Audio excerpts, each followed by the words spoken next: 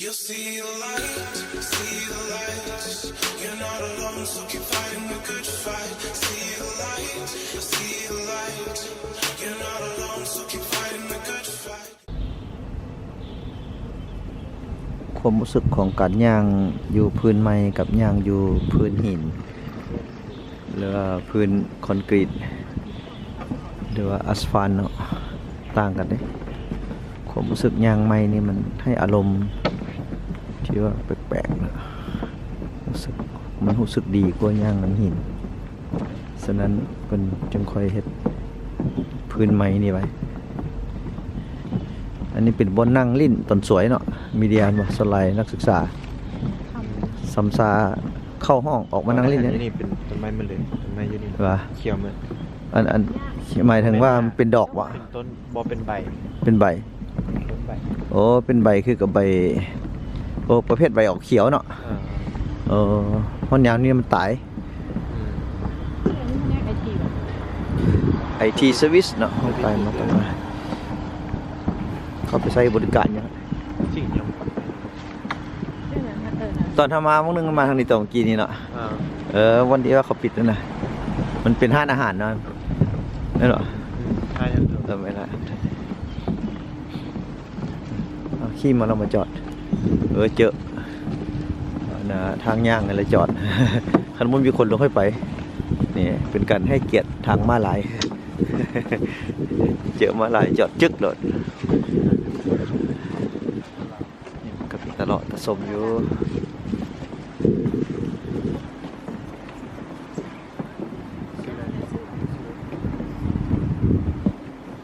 นะที่เขาไก่มาบ้างสวยนี่ทางนี้วันนี้จะย่างลงใต้ถือเราไปเลาะให้กล้วยเลยบ่เย็นมือบอกกดอันนี้หัวปั้นของอย่างบ่มีเดียของผู้สร้างตังมหาลัยอะข้อมูลก็ยังครบใส่หลายตัวนี้ Culture Square โอ้อาคารนี่อาคารวัฒนธรรมนี่ก็มีห้านอาหารอีกอันนี้ Starbucks ป่ะเพิ่งเงินโลโก้คาเฟ่เนาะอัน Starbucks อันนั้นเขามาจะใส่มีเดียเขามาจะใส่ทางนั้นฮะอันนั้นนะประตูนะ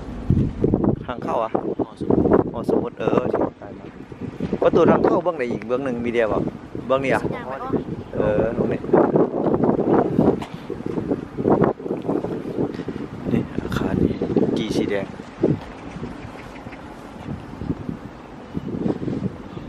กับความรู้สึกของการงอกซ้ายงอกขวา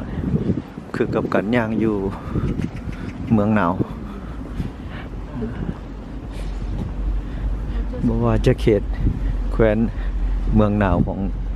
ตูมีขาวจุดใดก็จะคล้ายคือกันบนติดตั้งแอร์เอาไว้ข้างๆเลยวิธีเสื่องแอร์แต่ก็เป็นศิลปะอีกแบบหนึ่งเพื่อให้มันงดงามมันไปส่องมันก่อนว่าวิธีเสื่องแอร์เขาเป็นจังไงขาหลังนี่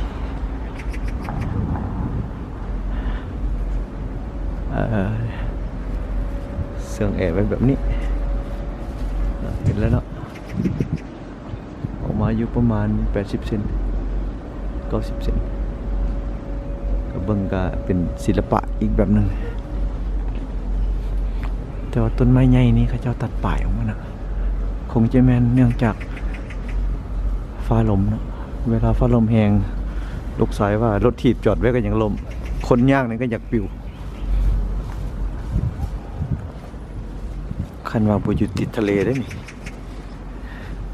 ออกจากทะเลไปนี่ก็สิไกลเติบบ่มาหานี่แต่ทะเลมาเนาะบ่แม่นออกจากทะเลไปโอ้กองวงจรปิดหลับ3เลยคนเข้าคนออกนี่หูมัดโอ้เขามาวันนึงมานี่จืดแล้วนี่เป็นอีกประตูนึงที่เขาจะออก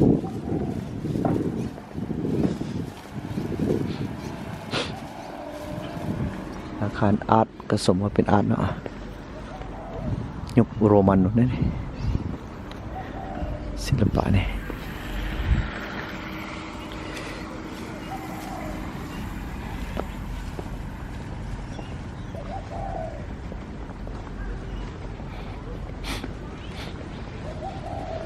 ก็เป็นห้านดอกไม้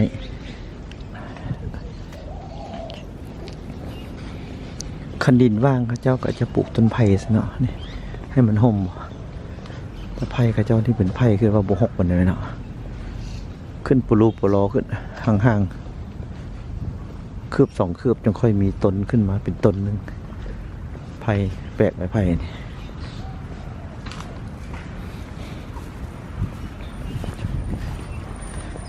นั่นเป็นอีกอาคารทรงมัสยิดไว้ตัวนั้น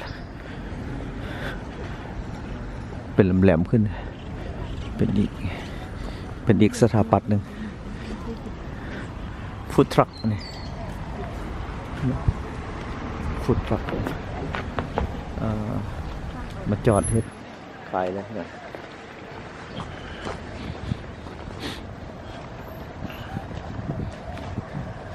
มันใบไม้บ่ค่อยมีการอนามัยก็จะง่ายเนาะช่วงระยะยามหนาวก็ยังแต่ต้นแปลกนะใบมันก็จะบ่ล้นเนี่ยล้นก็ล้นบ่หลายนี่ยังเลยหิมะให้เห็นอยู่หน่อยหนึ่ง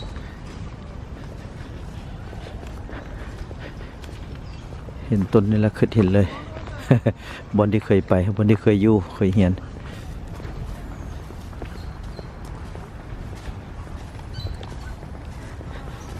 เลาะกันเต็มอิ่มเลยในการเดินทางมื้อนี้วันที่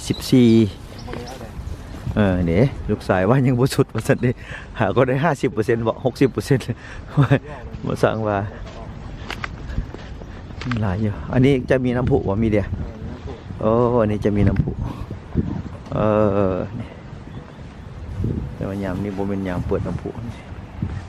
ระบำน้ำพุบ่อยู่นี่เป็นวงจะมีน้ำพุฉีดขึ้นมานี่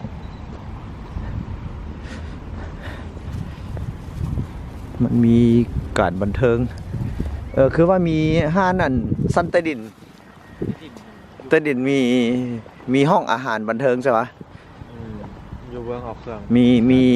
มีห้องหนังห้องอย่างพ่อวะอยู่ไหนบ่มีอ่ะบอลเล่นบอลเล่นบอลเล่นเป็นบ่อนบันเทิงเขาน่ะเป็นบาร์เป็นร้านอาหารเป็นบาร์เนี่ยมันก็มีหมดเลยกับพออยู่สินะมันมีครบหมดทุกอย่างซ้ำสี่อย่างสิเลาะ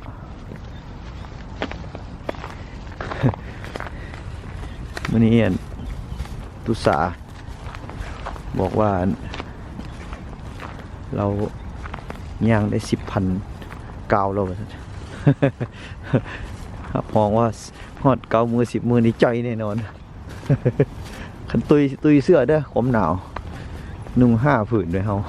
จึงค่อยอยู่อันนี้แม่นตึกหยังมีเดียข้างหน้าเกี่ยวกับหยังตึกเฮียนโอ้สั้นลุ่มเลยสินะมันนี่นะตึกเฮียนหมดบนอยู่เป็นห้านอาหารสั้นลุ่มโอ้เดี๋ยวปิดให้มึงหน่อยฮะก็เปิดบ่ฮอด3 เดือนนะ2-3 เดือนเดี๋ยวปิดให้มึงก่อนปัดโถสูงเคียววิวจากสั้นอันนี้ตึกใหม่น่าจะอยู่ส้นเบื้องตะเวนออก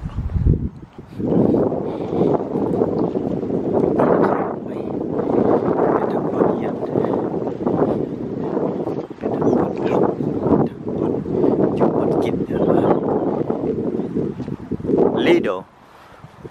มีอย่างนี้ไก่บ่เห็นหงFaculty Residence Faculty Residence เนี่ยใส่ดอกไฟเลยเริ่มเปิดละเริ่มเปิดดอกไฟแล้ว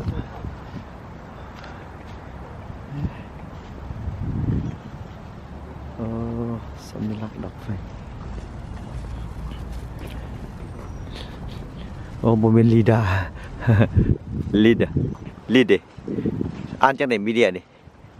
ลีดลีดใช่ไหมลีดลีดมันเป็นฝรั่งตัวกันว่าสันนี่ลีดลีเดบ้ารถถีบกล่องกันเงี้ยซัมซิคีซัมซิไซบริการก็ถือว่ามีทุกอย่างอยู่ในนี้มีหนทางลงใต้ดินไปเสียอีกทางใต้ดินออกซอดไปไซนี่ว่ามีเดียทางใต้ดินนี่ไปไซนี่บนจอดรถโอ้คำนวณไว้เพื่อฮอดตอนเวลาอนาคตเนาะคนสมไส้หลายบ่มีบนจอดรถได้ลงไปจอดใต้ดินปะโทษเด้ไม่ได้เฮ็ดหยังบ่ได้แล้วดนยังบางจุดก็ยังกำลังเฮ็ดก่อสร้างอยู่นี่ถือว่าลงไปทางลุ่มใต้ดินทางใต้ดินจอดรถ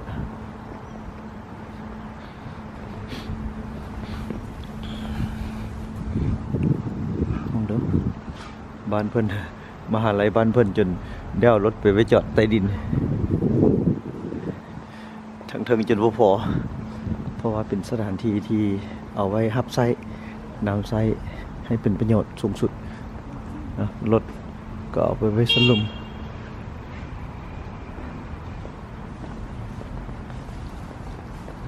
นะอิ่มหนำสำราญกับการย่างเลาะมื้อนี้อยู่ที่มหาลัยรอนมินUniversity of China รถไฟฟ้านี่กล่องกันดิมั้ยนะเต็มเลย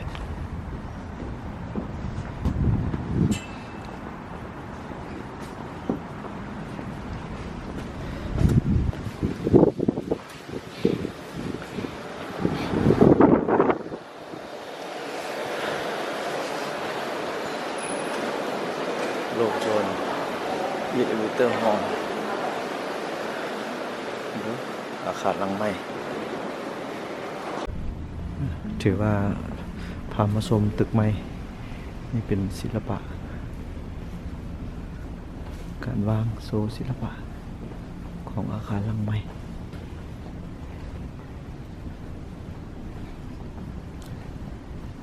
ห้องเรียนกันอยู่นี่ห้องสมุดอยู่นี่เนาะมีเด้อ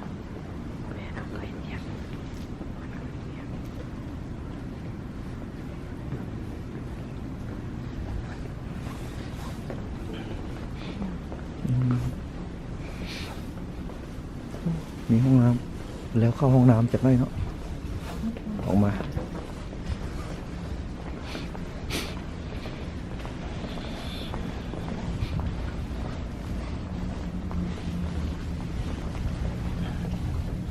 ศิลปะ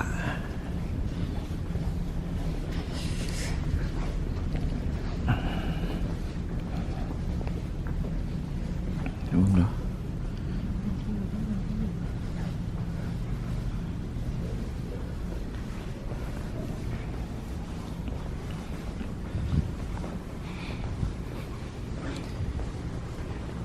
เป็นทั้งห้องคนครัวห้องนั่งเฮ็ดเวียกห้องเฮียน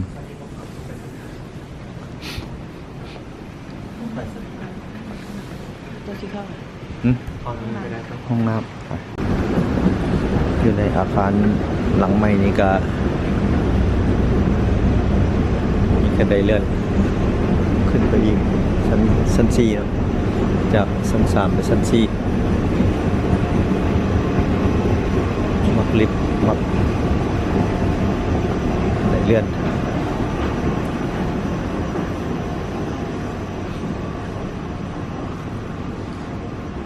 นี่คือสภาพของอาคาร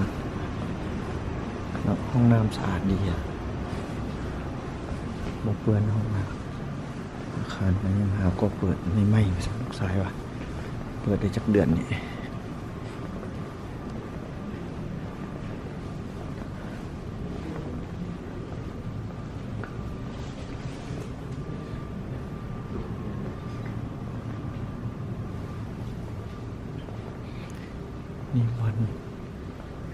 ตู้เฮียน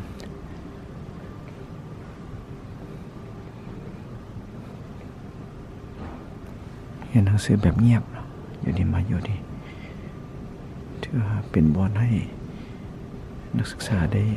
นั่งเรียนแบบเงียบคักเว้ยคักแท้ก็เบิ่งกันจุดตาลายขับขี่คันใดเลือกเอารถจ่ายเงินบ่จ่ายเงินก็อยู่นี่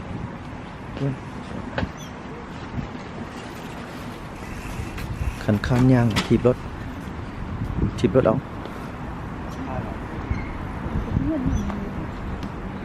ทายปะมันกวนให้ เดี๋ยวไปไทยนิดนึงให้มาแล้ว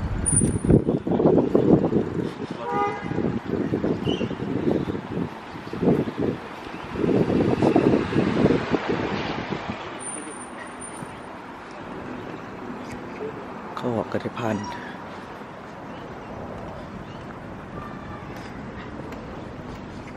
นี่เข้ามาพบสัญลักษณ์คนจีนนี่มักหินก้อนนี้ใหญ่ยอมาตั้งเลยเป็นสัญลักษณ์บุ้งเขียนอย่างไรเอาอ่านเอาบ่ได้อ่านได้คิดว่าต้องมีคำว่านี่เห่า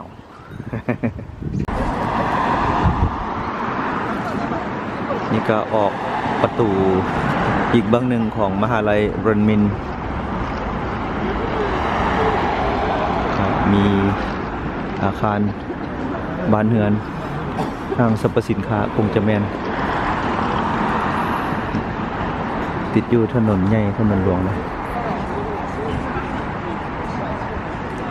ก็ในเบื้องนั้นก็เป็นหัวข้ามมหาลัยเข้ามามหาลัย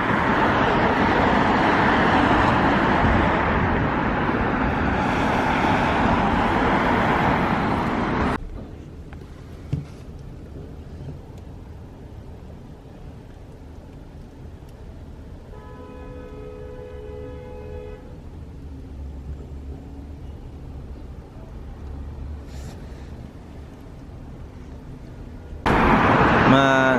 สังเกตเบื้องการเดินทางของคนเนาะว่าจะไป1 กิโล 2 กิโล 5 กิโลหรือ10 กิโลก็สิแม่นใส่รถจักรรถถีบรถถีบก็มีรถส่วนบุคคลแล้วก็มีรถสาธารณะเนี่ยมันก็ไปก็มาจะเข้าไปจะไปอย่างนั้นนี่แต่สังเกตเห็นรถจักรนี่จะเป็นรถไฟฟ้ามั้งบริการเส้นในนี่ถือว่าเป็นเส้นบริการนะสิขี่เลนเดียวก็ขี่ได้เส้นไหลเบื้องนี้เบื้องขวานี่มันก็จะนั่นเป็นม้าเนาะแต่ผู้ใดที่เดินทางขึ้นนี่ก็ต้องกลับอันนี้ปักกิ่งยามค่ำคืนเมื่อนี้เป็นคืนที่2ที่เรามาฮอดปักกิ่งก็อยู่ที่ไฟแดงก็บ่ไกลจากที่เฮาพักเขตซุปเปอร์8โฮเทลโอ้ขี่ได้บักนี่โอ้เดี๋ยวนี้ก็มีมันขี่เองมาละเอียวเลย แต่ว่าก่อนเกิดอุบัติเหตุนี่ตำรวจเรียบร้อยเลยเมื่อกี้นะเพราะมีกองเลยอันนี้สมมติเขาจะขี่เขาขี่ข้ามเรามาข้ามนี่อันนี้ถือว่าขี่ผิดทางมามีเด่นนะนี่บ่ผิดเนาะไปฟาดกันก็ได้เนาะเดี๋ยวรถอันนี้ไปแบบเดียวก็ได้เนาะคักเว้ยรถไฟฟ้านี่อันนี้ว่าขี่ไปทุกที่นะสมมติคือเด็กน้อยขี่ทุกที่บ้านเรานะไปทุกที่เลย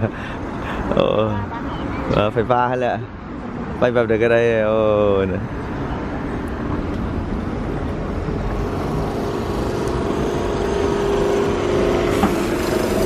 แต่ว่าหนาวปานนี้เนาะลบ1เลยก็ยังขี่รถถีบกันคือบนหนาวเลยแล้วก็คนอันนี้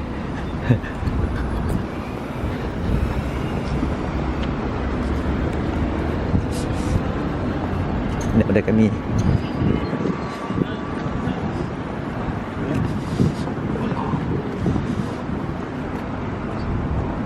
ข้ามอีกมั้ย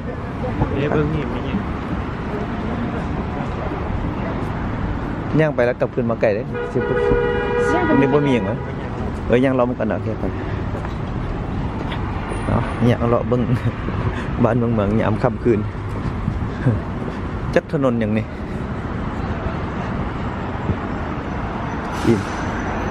แต่บางมุมบางบ่อนก็มีชื่อเป็นภาษาอังกฤษบางบ่อนก็มีโอ้นี่ดิโรงแรมมีเดียดิที่ว่าพ่อว่าบอกว่าสิมาฝากกันดิแต่ว่ามันสิเป็นสาขานี่วันนี้แต่คนเข้าไปยื่นในเว็บเพิ่นมีตัวนี้แหละนี่แล้วก็ราคา600,000ปลายกีบจองผ่านอันนั้นอโกดานี่โอ้บ่ไกลจากวันพักนี่เดี๋ยวโรงแรมไม่ได้นี่IU Hotel ที่เขาเบิ่งอยู่อาโกดาหมาน้อยมันก็บ่หนาวเลยนุ่งเสื้อให้มันแล้วก็ไปโอ้ไปตัดขนกระสั้น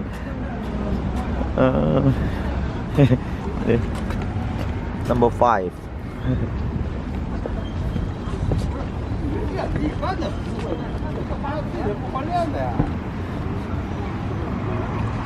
没有这事儿，你看我这店子这20多年了，我也没怎么样，我没换啊。他那天就奇怪就断了。 ค่ะนั่น นี่วอเตอร์บางประเทศเนาะเจอคนลิ้นโทรศัพท์ จอดอยู่ยืนอยู่ มาลายก็ยังบ่ข้ามเลยเดี๋ยวว่ามีกันนะ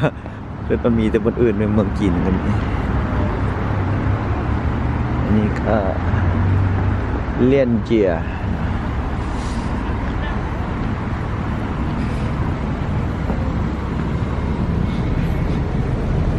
อันนี้ก็บาร์เบอร์ช็อป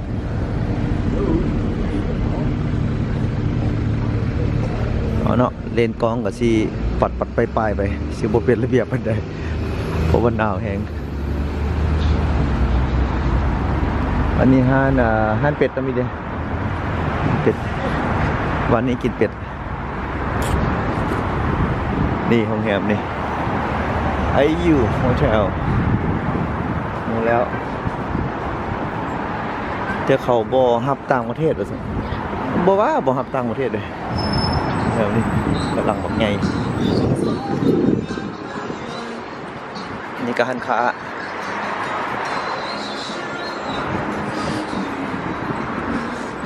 อันนี้ก็หันค้าโอ้มีกลิ่น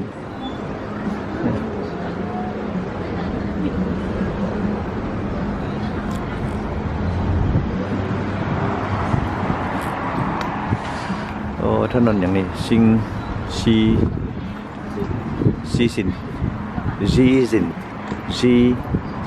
นโรดอยู่ถนนนี้จื้อไว้แถวนี้